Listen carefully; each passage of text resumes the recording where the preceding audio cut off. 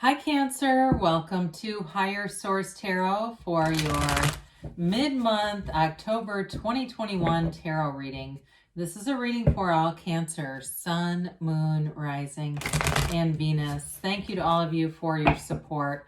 We are always connected energetically. You're never alone because we are together. I send you love and positive energy every day. And if you're new here, welcome to you. I post new readings every Friday, then again on Monday. So if a reading doesn't resonate, come back in a couple of days. You can watch a new reading. You could also too, this is a general reading today, but Fridays are also general readings. But on Mondays, the style of reading is different every week. So one week is a pick a card reading. There's a love tarot reading. I also do quarterly readings, and then in December I'll have a yearly predictive reading for 2022. So if you like tarot and you like the channel, I'd love to invite you to subscribe to Higher Source Tarot. All right, what advice do you have for Cancer, Sun, Moon, Rising, and Venus? Whoops, had a couple cards come out, so we're going to take those as clarifiers, just two, so we'll take one more. What does Cancer need to know, please, for the best and highest good? All right, we'll begin here with the tarot reading. Then we'll have the Angel Answers Oracle card reading too. All right, your current situation, you've got the Four of Cups. The immediate influence is the Queen of Cups. You have the Lovers in your destiny. The Two of Wands is in the distant past. The King of Swords is in the more recent past. Then you have, as the energy coming towards you, is the Moon. You're represented here by the Eight of Cups. The person or situation you're dealing with is Death. You've got Temperance here in your hopes and fears, High Priestess in the outcome. Well, you definitely have information that's going to come to light, no doubt about it. I take one from the bottom here, like I said I would do. You've got something is going to be revealed. More will be revealed. And you've got a very deep spiritual reading, but I feel like if you're waiting on information, if it's about love, if it's about a new job, anything new, you've got a really transformational reading here too. You have Pisces, Gemini, Sagittarius, Scorpio here. You've got Leo here. And you've got, it looks like you have all the elements represented because the High Priestess also can represent Earth. So with this, I feel like if you've left something and you're waiting, right? It doesn't look like Dark Night of the Soul, but I'm going to mention that just because that's really that feeling of you feel like you've lost everything, but you don't know who you're becoming. And so I mention that because there's something about really being on this spiritual quest here. And so it may not be quite as painful as the Dark Night of the Soul. That really is that runs deep. It started with John of the Cross. He was a Spanish Carmelite priest in the 1600s, and he felt that his, not congregation, that's not quite the right word, but they weren't teaching the word of God the way they should, right? So he ends up getting thrown in a hole by these people, and he's in there and he writes the poem, The Dark Night of the Soul, basically saying, God, how could you forsake me? I've given you everything and you give me this. So they pull him out of the hole. He ends up being canonized a saint, and, it's just a very dramatic tale. So I do feel like whatever you've left, you're in this period with that Seven of Pentacles for some of you, you're already seeing development. So it's not quite, like I said, as dramatic as that, but there was a bit of a lag. I do feel that. And so with the Sun, this is gains, it's riches, it's true happiness, true joy. So you are definitely on the right path here. But I do feel like there's going to be information. And you have quite a few cards here that indicate your intuition is going to be a key to this. Meditate, quiet your mind, allow the answers to come in because you're really connected with source energy. And two, with the Sun, this allows you that unconditional release. And that's the biggest thing when we're manifesting. If we don't drop the desire, we keep focusing on it, we can become lack conscious quickly. And so then it doesn't come.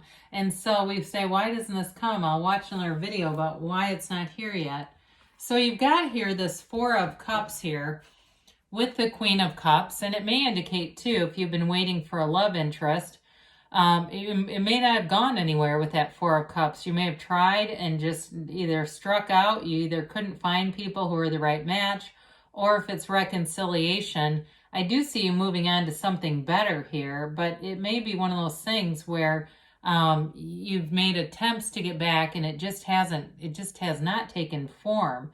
So I do see a new beginning here. It's like a new life, though. It's beyond just with the same old, same old.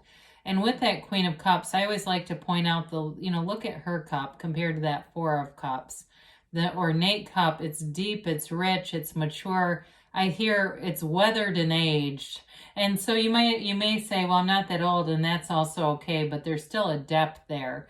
And so with the Queen of Cups, you come at it with love, you come at it with compassion, and your life is really you being in your own energy here. So with the Lovers being in your destiny, you have a relationship here. You've got a life partner here. And so it's just a matter of lining up with them. They don't need to be born. They don't need to be created from something. They already exist. And so what we like about the Lovers is it's that harmonizing. It is beauty inside and out. And it's a very important relationship. Now, it's interesting with something like the High Priestess being here, because the High Priestess is all about the subconscious, right? So you've got the conscious mind in Adam, which is more like the magician, the subconscious in Eve. And she's connected with the Archangel Raphael. And just so we're pointing this out, we do have two archangels here. So I do feel like you're being divinely guided here. But with the Lovers, it's that serpent over Eve's shoulder. She is focused on source, so temptation doesn't bother you. So you may be in this place on this life journey where you don't have to pick up other people's beliefs. You don't have to allow that. So that for some of you, this may be about reprogramming the subconscious too. If you've got some limitations stored from childhood or other past negative relationships, because this is living in bliss. It's not a negative card at all. It does represent choices, but I feel like it's that choice to love. So in the distant past, you've got this Two of Wands, and that's that card of a visionary. You've got it again, too, representing you with the Eight of Cups, that hero's journey type of energy. But with the Two of Wands, you may have been taking action on your career or other areas of your life to really get things in alignment with what your true heart's desires are. And you're making progress. The Two of Wands is a card of success. So I do feel like if you ended a relationship here, it was the right thing to do. If it was looking at things and seeing, or it was the end of a job too, because this is like a new beginning. So if at some point you started to see this, right, you take your inventory, you take a look at the landscape and you go, my God, this is not a fit. I know what I want and it's not where I'm standing right now. This is about moving forward. But what I see with this King of Swords, it's like the beginning, the new beginning, because there is an end here. The King of Swords allows you to cut away anything that wasn't serving you. If it was old friends who were too negative, or a relationship that just wasn't really a match, or even a job. The King of Swords has a boldness. He's not afraid to say there's going to be another job. There's going to be another relationship. He won't settle. The swords are nobility in the tarot. So he is a true king among kings. And so with this, he's wealthy. He doesn't settle for less. And so for you, you may have really hit a wall and just said, this isn't for me anymore. And so if you cut something out in the past, you're here to bring in something better. So with the moon, this ushers in a new phase, and the moon mirrors the sun, okay? And with this new phase, it brings in gifts. The droplets coming off of the moon and the sun, those are from the yads. They're called the yads. They're gifts from, what that means is the first letter of the name of God in Hebrew, but they're gifts from the universe. And so much like we point this out a lot, but the robe of the High Priestess is what begins the seed of the soul, okay? This pool of consciousness. Everything organic is born from that. So you may have something here where it seems like it's happening by chance, but it's not. You've already manifested it. So it may be a new meeting with somebody. They may even be aware of you right now. I do see that, where, like we said, there's information that comes out here. So the moon and the High Priestess are about hidden aspects coming to light, okay? So there may be, again, there's feelings for you. There may be a job change too. If it's not a job that you quit, there's going to be some reorganization in your job, and it's been in the works. So they may present it like it's a new thing that they just came up with, but you're going to look at it and go, there's no way you just thought of this over the weekend. So there's definitely change ahead. But you will be in this place of, with the Eight of Cups, being in this place of wholeness. The Eight of Cups, too, is about moving forward, and he's leaving something decent, okay? All those cups are upright. There's no disappointment there. It's just that push for something greater. You know, we say the pain pushes until the vision pulls. This is a true vision quest. It's being on that seeker's journey. So you may find that some things that seemed like they were good enough, and it's not that they're just not a match. You won't stay in anything that's not a match. And it's much like the sun, the synergy of the sun. We talk about the purity of the horse and the sun, along with these sunflowers, right? The sunflowers point towards the sun during the daylight because they are absorbing the energy. But when the sun goes down, they point towards each other because they're sharing energy. So who you're in terms of what you're seeking, you're going to get a match here, whether it's a relationship or a job. It's really meeting up with that match, aligning the energy. So I say this periodically, tarot is the only place where we welcome in death with open arms.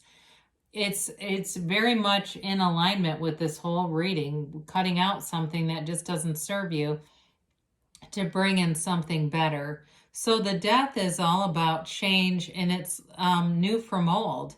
So it's not just about letting go of the past. It's a rebirth and a new life coming in.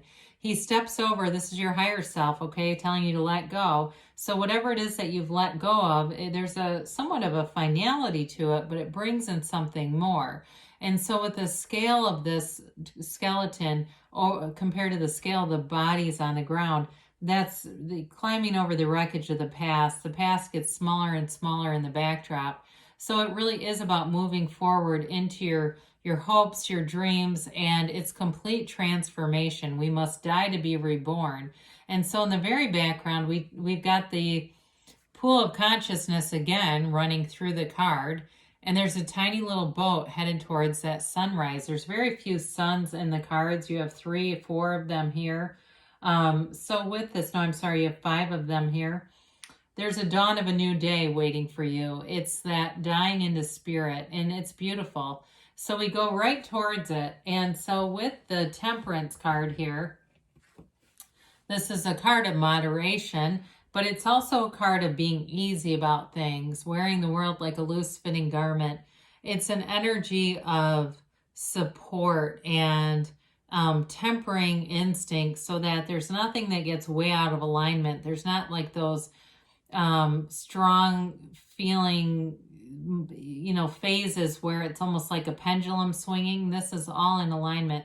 This is also a card of bringing people together. So I do feel like with the energies that are here about secrets or information being revealed, you have all the right people coming together here. This is healing. It's very cooperative energy, and it's also driven by source. As you see, keeps his toe in the water, okay? It's like you're always connected to the source energy and making decisions from that place. So too, if it's a job change, you may be the person who's kind of the mediator if people are unhappy or they're complaining. You may be the one, and I know you get that role a lot. It comes into your readings quite frequently, but it is that. It's like you're able to kind of soothe everyone around you. So with the High Priestess, this card represents the Pope of Joan. There is a book, and I think there's a movie about it too. It's a young woman who masquerades as a priest. And so the underpinning of this is about being true to yourself. But it's also a card of balancing opposites. The black and the gray columns here, they represent the inside of a temple. And so you're bringing in this wisdom and knowledge. She also holds the book of Torah on her lap, the laws of life. And so it's using the subconscious to influence your energy field, or your material life is a better way to say that. Now with this, she's a card of great potential, but she is passive energy. So it doesn't mean that nothing will happen. Sometimes we see this and people shudder and they go, oh, great, I'm going to have to wait more. It's all about taking action. So they're telling you you've got great potential, but you have to act on it. Seize the moment, seize the day, capitalize. Because all the foundation's been laid with this.